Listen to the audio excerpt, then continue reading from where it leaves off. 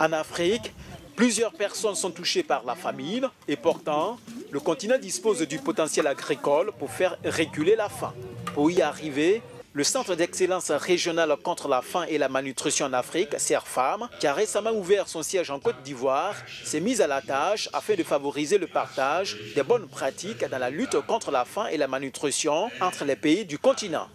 Nous pensons qu'un investissement majeur est nécessaire dans le renforcement des capacités institutionnelles des pays pour la durabilité et l'efficacité des programmes et politiques.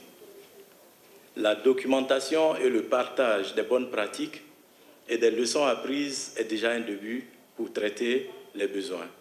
Nous saluons toutes ces initiatives et rencontres qui nous permettent d'avancer sur la problématique de la faim et la malnutrition.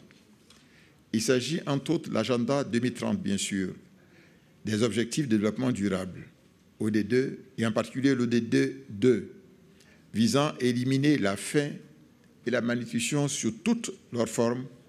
Pendant 2 jours, cette réunion pour éradiquer la faim doit aboutir au soutien du CERFAM dans la création d'un réseau régional d'ambassadeurs pour l'élimination de la faim et de la malnutrition. L'Afrique, c'est une pauvreté assise sur de la richesse.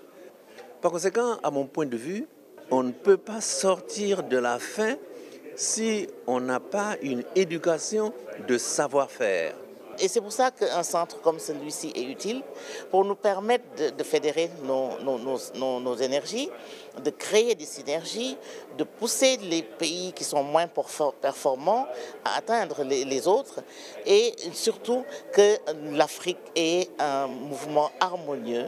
À ce jour, ce sont au total 33 pays africains qui ont achevé des examens stratégiques.